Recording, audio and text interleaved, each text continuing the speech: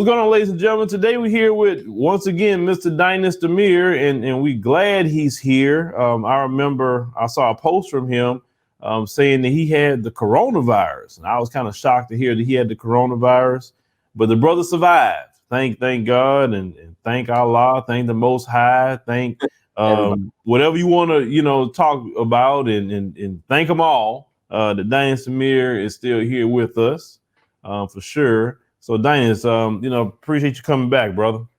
Thank you for having me, Phil. It's a blessing, man. I appreciate you allowing me to come on your platform, brother.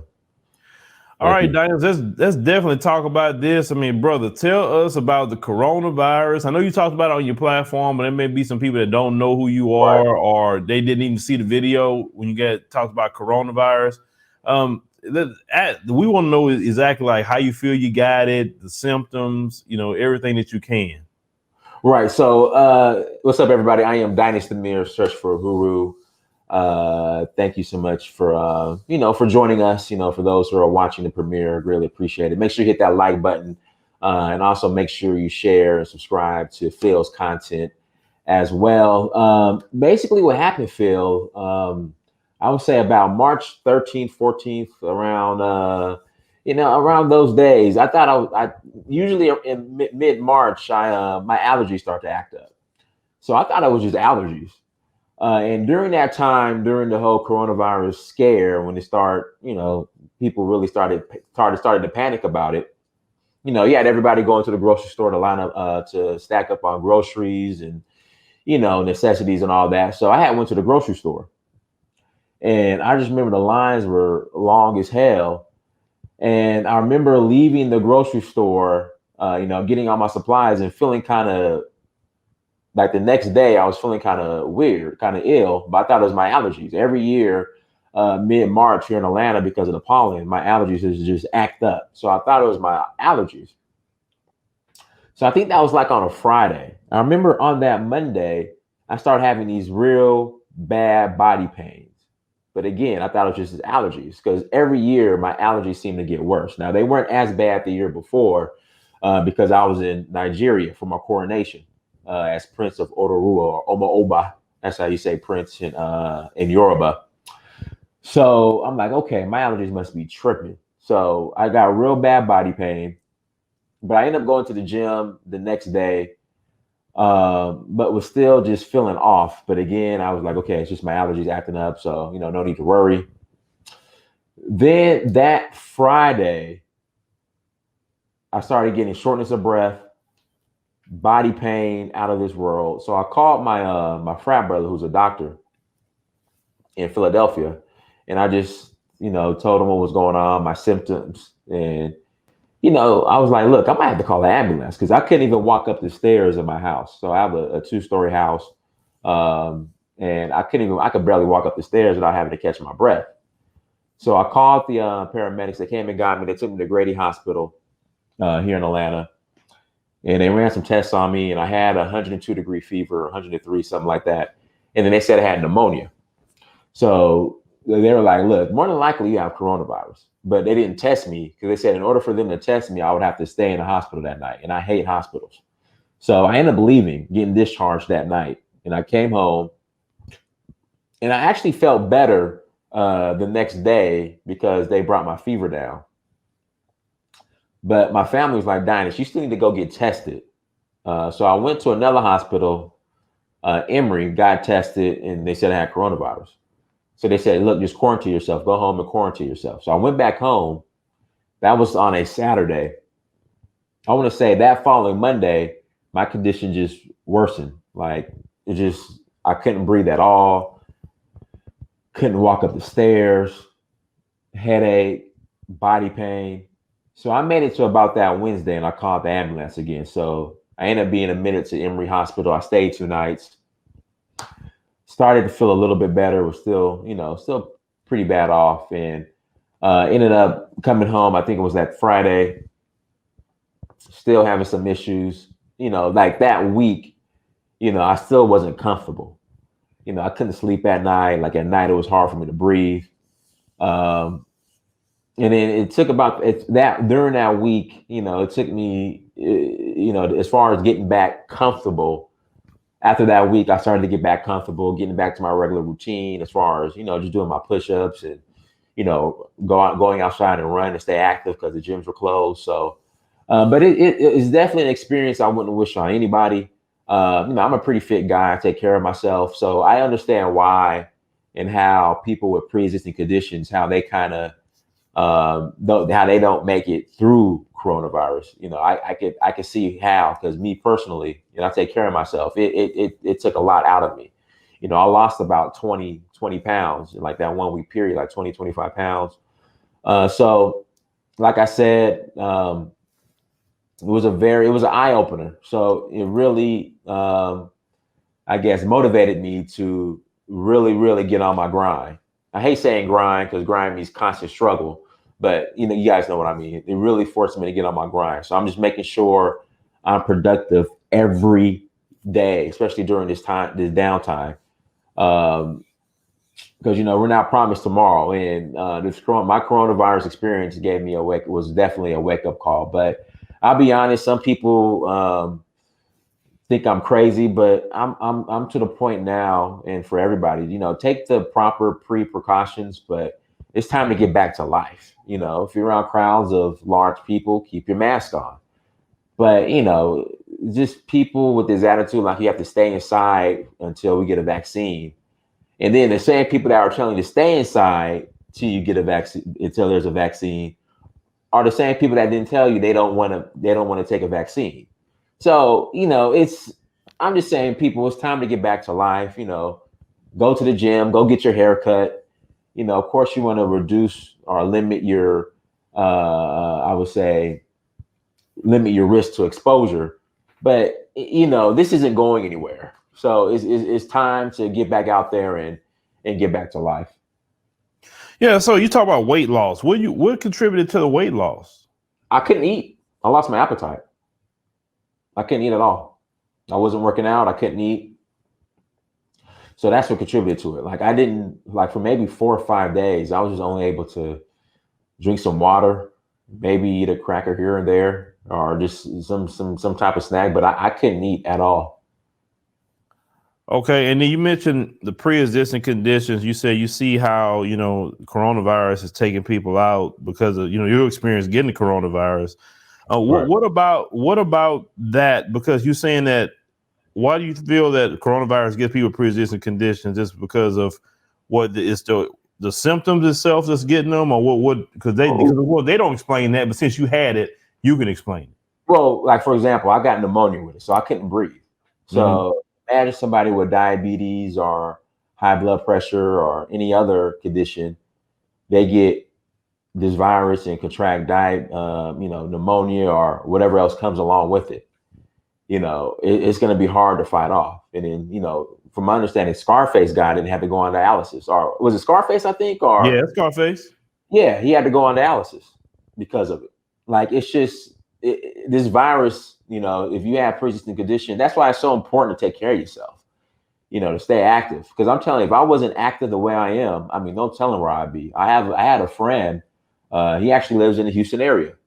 He caught it. He has high blood pressure. I think he's diabetic too. He had to stay in the hospital for over a month. And then not only that, because of the nature of the virus, you're isolated. Your family can't come visit you. So you're really on your own. And so I felt lonely for like 2 weeks, 2.5 weeks. Imagine somebody and I was only in the hospital 2 days. Imagine somebody who's in a hospital for a month plus, because a lot of times the nurses and the doctors, they treat it like it's a job. So, their job is just to come in, make sure you're okay, and get the hell out and go see the next patient. So they're really disconnected from you. So it's like you have that. So you have to include that. You have to take that in consideration as well. The isolation from your family and your friends. When I dislocated my knee when I played football at the University of Georgia, tore everything up. My teammates came and saw me every day. My parents flew out from Sacramento.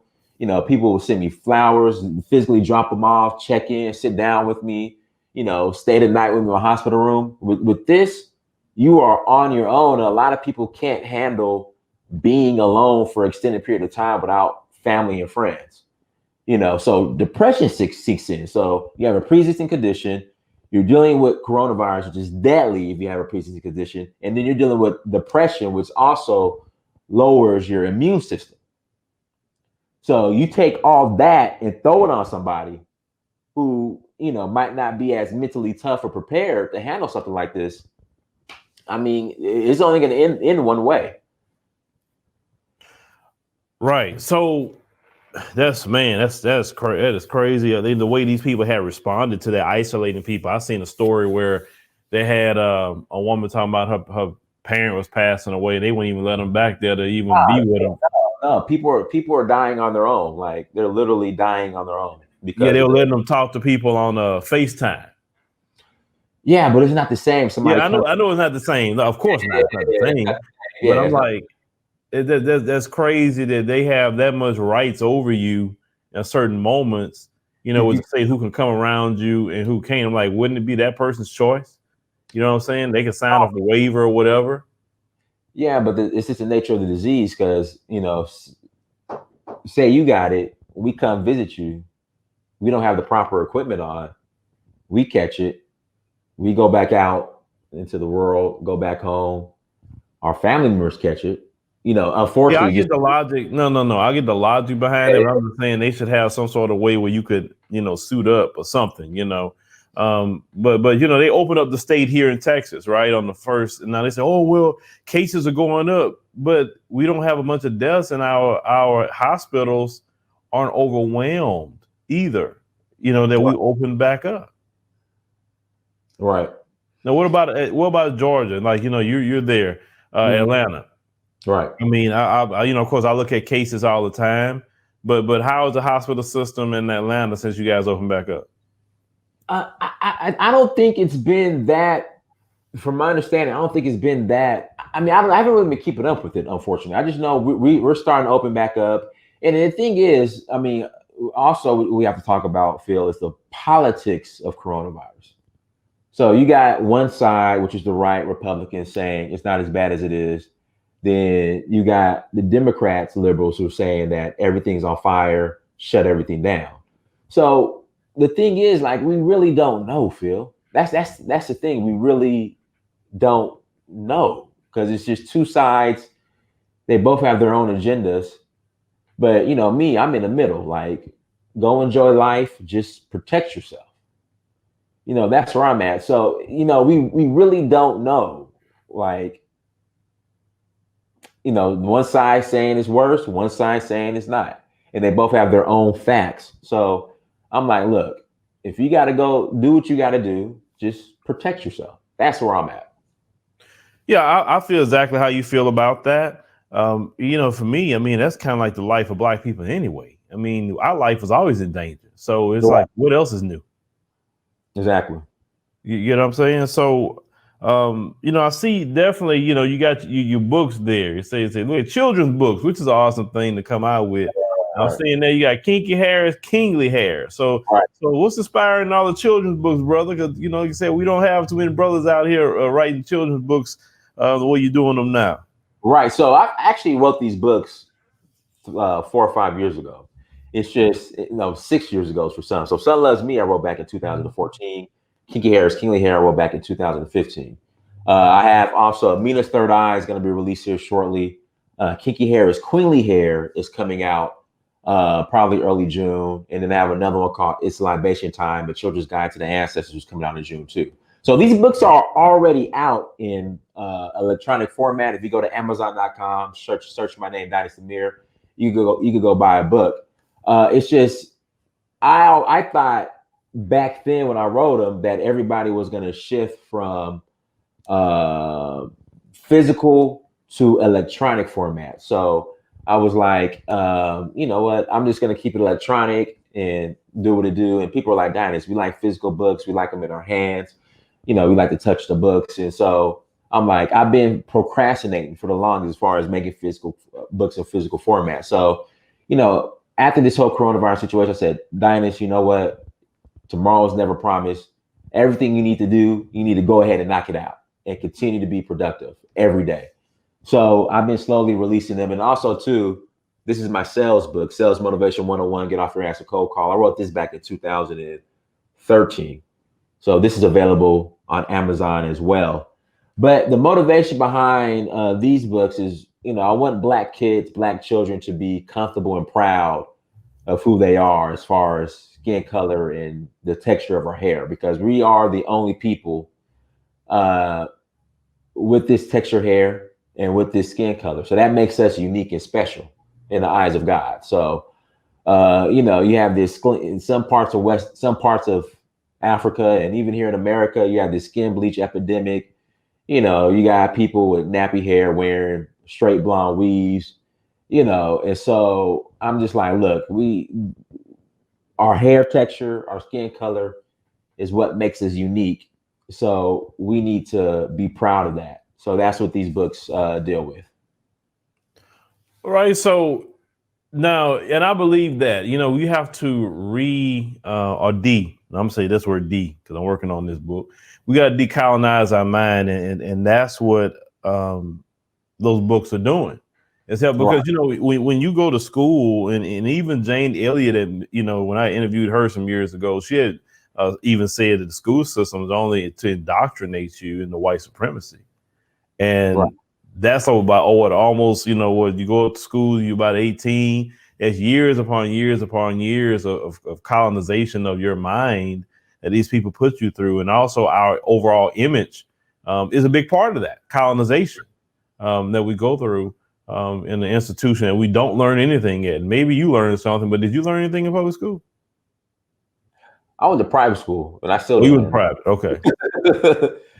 Yeah. I still didn't learn, anything that's applicable to today.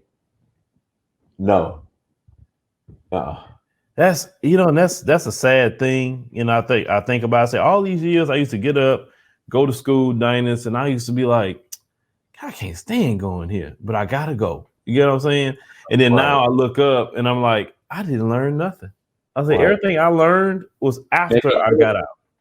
After you got out and back when you're in elementary school, as far as, read, write, the basics. Yeah, the basics, yeah.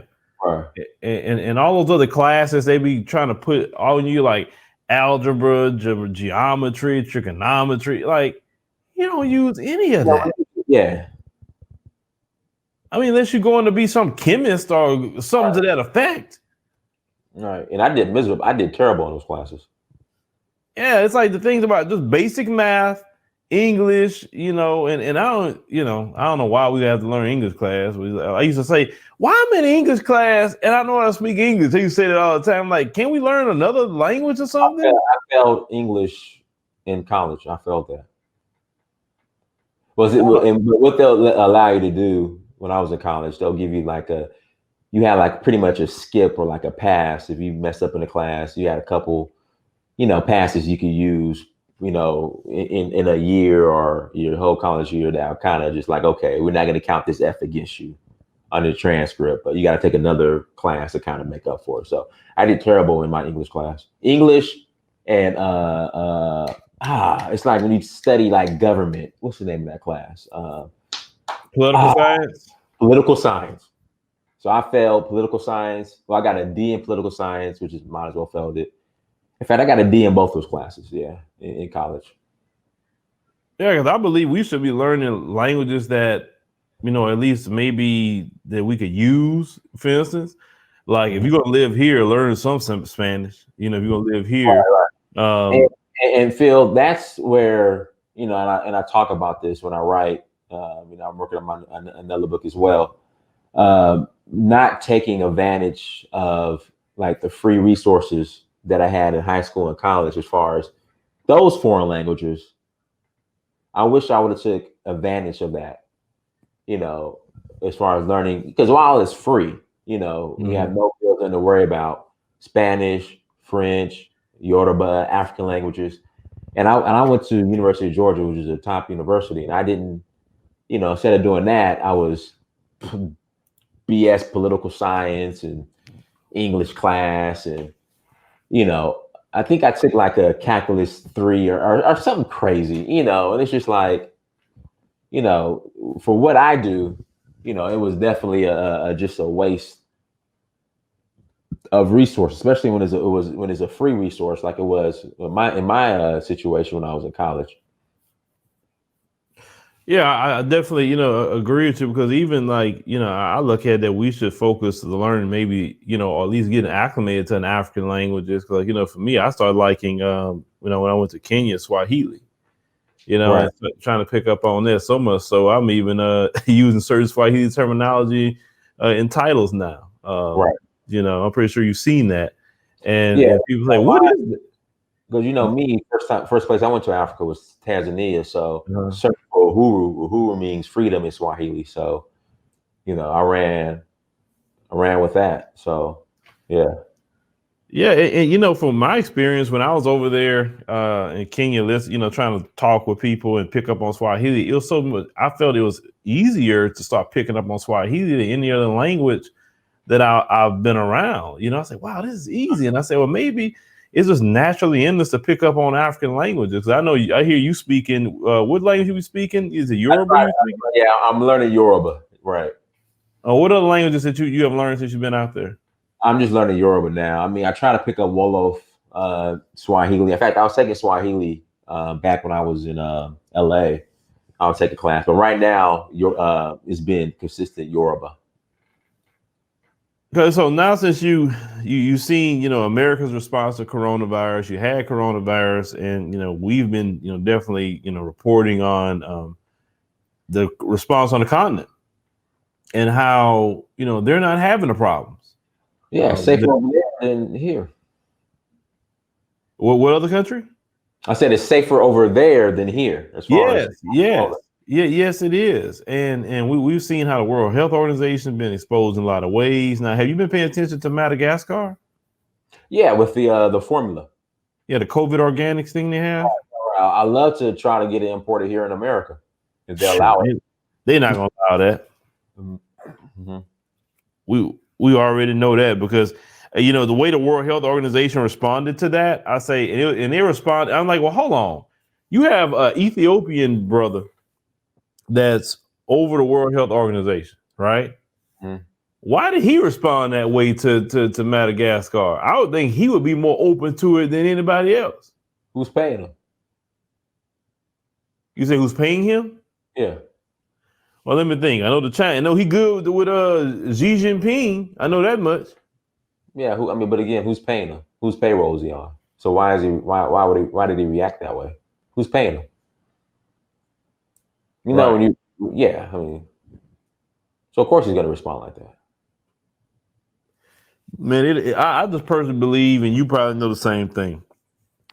If you're in a pandemic, man, if they say go outside and jump rope 100 times and then jump in the pool and then get rid of it, wouldn't you want to try it? I'm just saying, would you want to try it? I mean, depending on what they're telling you to do, because they had these people. I've heard all types of stuff. I've heard people talk about drink some bleach. It just. No, I'm not talking about those people. I know what you're talking about. We talking about like the Donald Trump drink inject disinfectant. By the light. So, I'm not talking about that, brother. What I mean by, for instance, if you have something like, let's say, the COVID organics, and they pushing it, you can kind of look at it for a little while. You see, there's no deaths in Madagascar of coronavirus. They gave all their people the COVID organics. You didn't have mass deaths happen after they did it. That's kind of stuff I mean. Yeah. If it's working, then yeah, absolutely, I'll try it. But again, Phil, we gotta understand. Number one, who's paying the president of the WHO? Number two, anything that's coming out of Africa that is not touched by white hands, the West is not gonna consider it valid or credible. That's just the way it is. And now I always say now the West and the East. I say that too. And the East. Yeah. We're talking about the Chinese. Mm-hmm.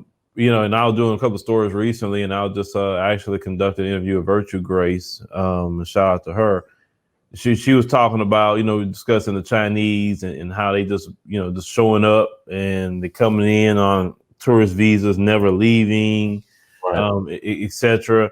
So Dynast, like your opinion about the Chinese, they've been doing a whole lot, as of recently. They're literally trying to be the second version of the white colonizer, right? What the diaspora gonna have to do in relation to that situation? Because I what I'm seeing is the reason the Chinese are winning is because they're showing up, and that's why they're winning. Because in the diaspora, we're so. I mean, we love. The thing about the diaspora, Phil, is we love. I mean, we hate, but we love America. I don't get it. Like we don't see anything. We don't see an end game outside of America.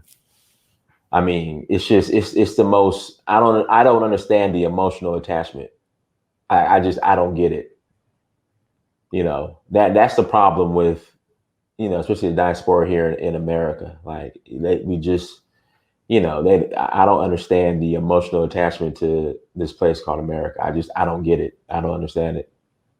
Yeah, and I liken our relationship to America like an abused wife that won't leave her husband. Right, that's what it is. Yeah, that's really what it is for Black America. Is that like, the white man kicks our butt, you say domestic violence, and also kills us in that domestic violence relationship, and we still, trying to hope that he'll love us. And that's just really, and then the sad part, Dynast, and what like runs through me like a hot knife through butter. When I hear Black people say, and maybe you don't feel the way I feel, but as I'm getting just older, it's really like enraging me to hear Black people say this. When they say, Dynast, we built America, that bothers me. You know what? So on my show, I have a brother who comes on named Lou Major. Mm-hmm. He said, and I'm gonna take it a step further. He said, America is a Ferrari, right? But Black people are in the passenger seat. White people are behind the steering wheel. They control where we go, who's going to honk the horn. They're going to honk the horn, left, right signal. They want to listen to Katy Perry, what's on the radio. They control everything, but we're in the passenger seat. I'm going to say we're in the trunk. And I don't even know if Ferraris have trunks. If they do, it's very small. We're in the trunk. Now, in Africa, you might have a Camry, but you control the Camry. You can change the motor out, put dual exhaust on it, play whatever radio station you want, drive it wherever you want to go. So that's the difference. But I just think Black people in America are just content with just being in the small trunk of the Ferrari, just to say they're in a Ferrari. I believe too, and I didn't used to say this. I said, but they have converted me over. Dynast, I used to say a third of us wasn't gonna make it, and then they used to tell me, a lot of the Hebrew Israelite brothers and sisters just say, "No, Phil, you're wrong. 2/3 of us not gonna make it." Dynast, I'm a firm believer of it now. That 2/3 of us just not gonna make it.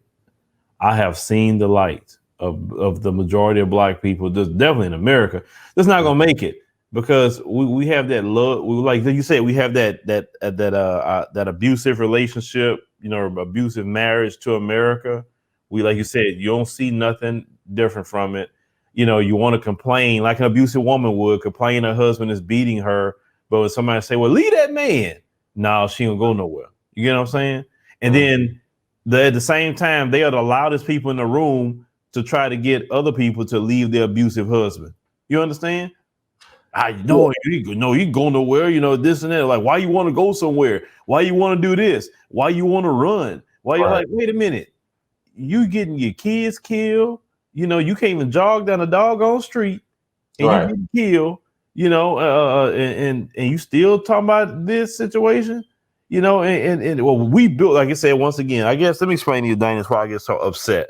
What you just said, and this and Lou Major, and an analogy you use, and even I agree more so what you just said about being in the trunk. Black people have been so conditioned to be comfortable being a fifth-class citizen.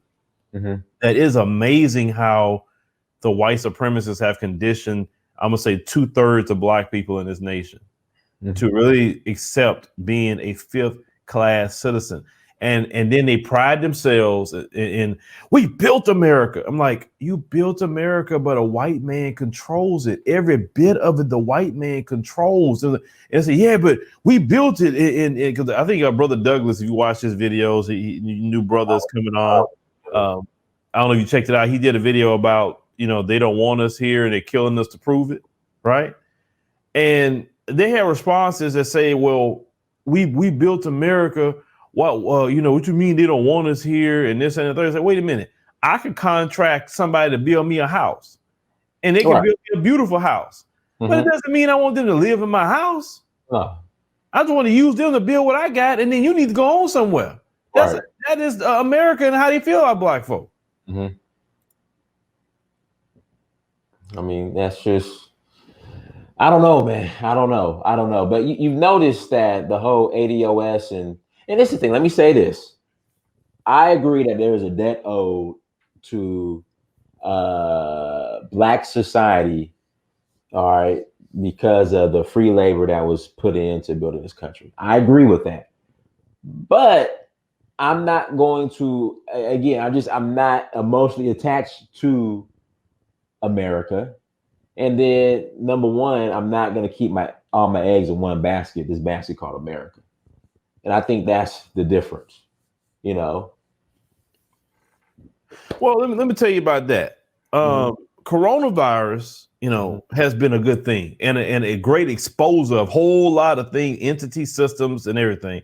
So you go back to the Democrat Party, that same Democrat Party about reparations and HR 40 and all that. Well, we need a study and we needed this and we needed that. Coronavirus shows up, Dynast, and don't need a study. All of a sudden, they're cutting a $2 trillion, stimulus package. And and this is why I say the Democrats run the House. OK, they didn't come and say we need a study. They immediately passed that. We're not even getting to the Republicans. We're talking about the Democrats. Then the Republicans passed it.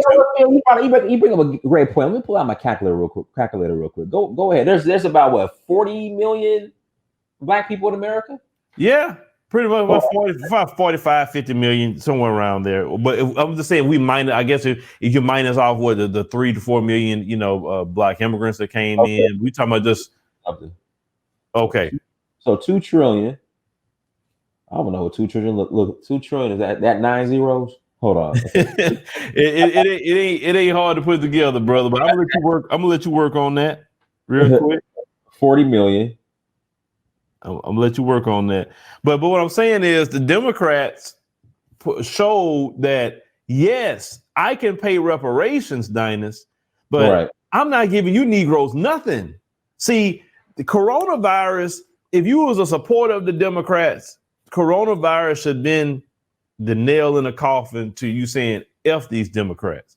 I said, and then the more and more I've seen go along, the more and more they literally are just being more racist. It's crazy.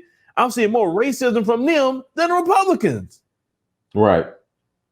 It's like they really don't want Black people to have nothing, man, at all. Well, I'm just trying to do this math. So, I mean, that's still not enough as far as for reparations. But again, like I said, Phil, they can cash at me my reparations when I'm in Africa or send a PayPal. I'm not, reparations is not the end game for me. We get it. We don't. They can cash app it. Send it to my UBA account, United Bank of Africa account, or they can just I don't know, PayPal me or Zelle, whatever. They can do. It doesn't matter to me. Is it? Oh yeah, but it's not life or death, or it's not my end game. It's not even in the top 100 of my priorities right now. Like if it happens, it happens. If it don't, I'm not losing any sleep at all. Right, and I see you trying to I guess break down a reparations payment off of $2 trillion. It should be 44,444 basically. Yeah, that's what. So let's say if they was to pay that. They still not going to treat you better in this country, even if they was to pay that. You get what I'm saying? Exactly. It's like the majority of Black folks in this country, Dynast, are like just hoping. I don't know if they believe they're going to get a better life in the sweet by and by. And I try to tell them, Dynast, the reason why white folks out here with guns talking about open the country back up is because they understand America is Candyland for white folks. It is. And they will die before they will get treated like us. Right. You get what I'm saying? And that too, if you just notice the difference. So if you're white, you can show up to the state capitol with armed assault rifles. But if you're black and you're in your neighborhood barbecuing, you getting locked up. It's an apartheid state, Dynast. Dynast, they've been so blatant lately. They're literally mimicking apartheid South Africa. Have you paid attention to that? Yeah, I mean, it's always been mimicked. But they see, yes, it has. But they're really blatant with it now. Yeah, I mean, it's just with all the social distancing arrests, white folks in New York chilling, getting mad from the police, and then on the other side of town, black folks getting their butt kicked in the same city. Exactly. On camera. Yeah, I mean, on camera. I mean, it's to the point now, Phil, like it's kind of like the convincing is over. Now it's like, okay, y'all, this is what we're doing in Africa.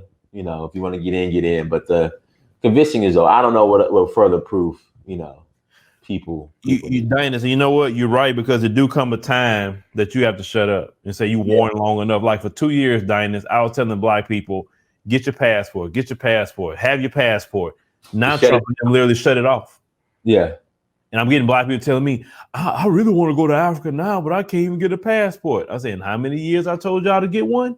Right. And then the thing is, Phil, like even, as far as the passport process, like say you get a ticket, right? And you don't have a passport. You buy a ticket to go to Nigeria. If you have a passport office in your city, you can literally go and get it expedited and get the passport the next day. I'm putting you guys up on game, but that's even shut down. Yeah, and Trump, and then I heard something, I don't know if they pay attention to it, Steve Mnuchin, the Treasury Secretary, they was asking him a question recently, and they was like, hey, we want to know like when international travel going to get open back up, right? He said, well, it may be toward the end of the year, we'll see, but I'm not focused on that. I travel America. I mean, it's a lot of places in America you haven't seen. So basically, it reminded me something of what Amon-Ra said, shout out to him, rest in peace, Amon-Ra. Yeah, rest in peace. When he told me, listen, you sitting right here in Kenya, you spending your money here, you're not spending your money in America. He said, you think they like you sitting here spending all this money? He said, no, they want all your money as a Negro to be spent over there. They want to disrespect you, treat you any kind of way, and still spend your money there versus when you come here in Kenya, spending your money with your own people. He said that's what they don't like. And I said that they're always going to use a pandemic for something, right? Because it's been a lot of us Dynast going to the continent. It's so much so even with the year of return, that it really got them on red alert. Like, what are these Negroes doing? Why are they going to Ghana? I never really had to put the two and two together, but Dynast, let me tell you something about these people, Dynast. Let me make sure you get back on camera so people can see me telling you this. Okay. They don't want us here. They don't. Okay. It's based on how they treat us. They don't want us here. Right. But at the same time, Dynast, just as much as we got an abusive relationship, that abusive husband don't want his wife gone either. Mm-hmm. You understand? If you know about them kind of relationships, most guys is beating their woman, don't want their woman to leave. Right. And actually, if she leaves, sometimes he'd go after her to drag her back or try to convince her to come back, or either giving her flowers, or he'd be the other type to try to either kill her or whatever, but he don't want her gone either. Right. It's a weird, it's like, that's the best relationship I can describe America with black folks, right? So when you have all this year of return, when you got Dynast Amir doing this, and we're taking 30 people to Kenya, and all these different people coming back, the Woden Maya is talking about come to Africa, and you got African tigers and all these different people constantly talking about Africa and seeing, especially us Black Americans going, their media is warfare. Okay. And that's how we have to look at all kind of media. So you even showing Africa outside of the narrative that they said, oh, it's warlords and AIDS and whatever. you're literally conducting warfare against the propaganda, right? They say you've done a lot of it. So they're like, oh no, we can't let the Negroes leave. We don't like them, but we get what, how many trillions of dollars a year off of the Negro in this country? 8 trillion spending power, something like that. Okay. No, so we're gonna let go the people who are the biggest consumers in our country, the people who spend the most out of all groups. Even white folks don't spend at the rate we spend. No other group lets let their money get out their community within 6 hours. No other group does it. Mm-hmm. Okay. Even with all these immigrants coming in, they don't do it. So you think they really want this many black people to go to the continent? Guess what's gonna happen to the continent? Our spending habits is not going to change. Right. So that means we're gonna spend money in that economy, right?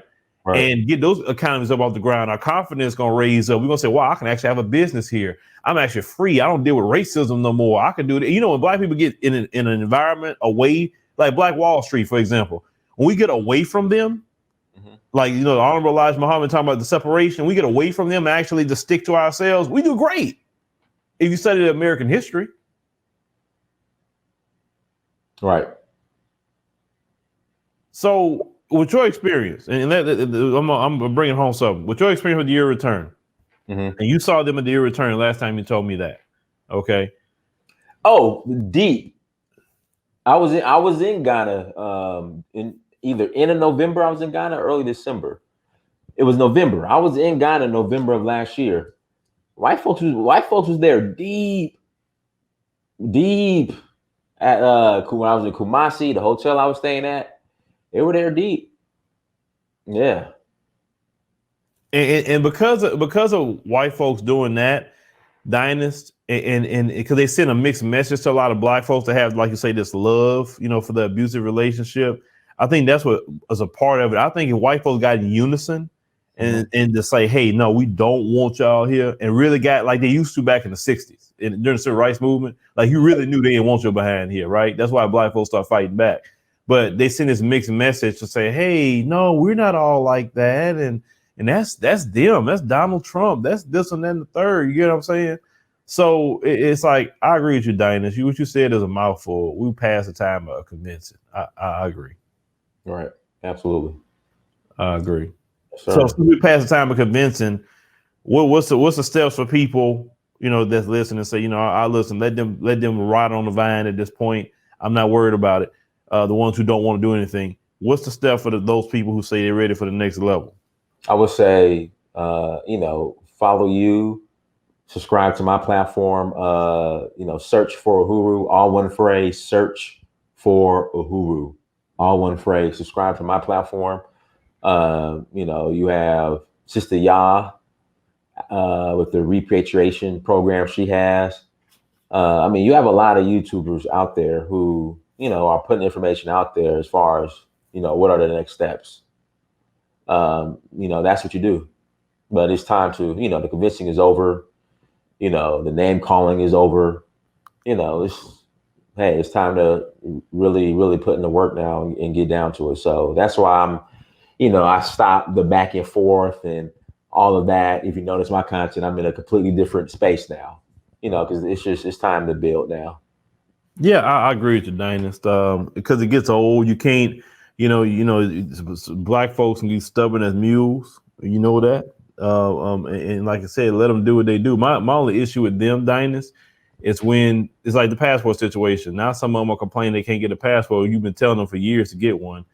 You get over there, you get set up on the continent, and man, you bought your land. I mean, man, you didn't literally build whole new subdivisions out there. You're doing so well for the people. And then it really go down over here. They be the same people complaining, talking about you left us behind, Dynast. Oh man, you know, same people. They, you know, they'll figure it out.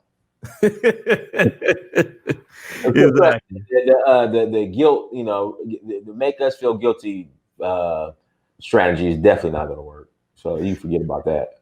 Well, as you're getting older, and definitely as you have a brush with, you know, potential death with coronavirus, it definitely makes you feel that way, correct? Right. Yeah. Right. I mean, everybody has a decision to make. I mean, we're all adults, you know, so, you know, it'll be what we call a life lesson. Well, you know, we told you, but hey, whatever. good luck. You know, it's just a life lesson. That's all. So yeah, the guilt trip, you know, that's for, you know, people who who are immature, you know. You know, Right. you're adult, but you're trying to make me feel guilty for the decision you made. You know, that just shows that you're immature. So it's whatever. Yeah, just like, you know, people try to make people feel like you're a traitor to your race because you don't go vote for white liberals. I mean, that's also funny to me too. But you Yeah, know, that's them and their issue. Like I said, I'm also here to push the message and definitely be on a mission to do what I have to do here. But Dynast, let people know, how can they get, you know, to your platform, you know, how they get to your books. Let everybody know, because they need to buy some books absolutely. and everything else. Guys, make sure you go to dynastamir.com. Go to dynastamir.com. That's my first name, my last name.com. Make sure you subscribe to the email list so I can send you guys all the updates, and you guys stay in touch. Also go to amazon.com, buy the books. Just search the title or search my name, Dynast Amir. More books are coming. I will be officially releasing another book either end of this week or next week. That's going to be Amina's Third Eye, a children's guide to manifestation through meditation. So that's coming next week. And then my platform here on YouTube is Search for Uhuru. That's all one phrase, SEARCHFORUHURU. Uhuru means freedom in Swahili. So that's how you keep in contact with Dynast Amir. All right, ladies and gentlemen, make sure once again, go subscribe to our brother. He had a brush with death, but he back. And I know he's going to take that new lease on life and really establish his kingdom, wherever that may be. But that's in Odoruo, Nigeria, guys. I am Omo Oba Dynast Abefe Adewale Amir, which means Omo Oba means prince in Yoruba. So my kingdom of Odoruo, you guys are more than welcome to come visit. If you know, crossing fingers, if we were allowed to travel internationally to Nigeria, we do have the tour coming up August 12th to the 18th for the Oshun Festival in Oshobo. And while we're there, we'll also go and visit my kingdom of Odoruo. So you guys are more than welcome to come visit. You know, just again, go to dynastamir.com, hit me up, and I'll send you the details. All right. And if I go out there to your kingdom, I better not see no Chinese illegal mining out there. I'm going to come to you. Nah, definitely not. Definitely not.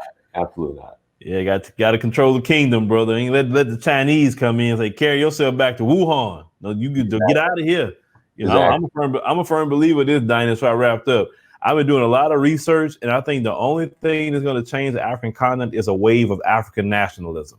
That's the only way it's going to change. It's coming. It's coming. Yeah, it is coming. You're right. I'm starting to see remnants of it coming up, and I think that's going to really liberate the continent. But Dynast, thank you for coming in, brother, and taking your time and conversating with us again.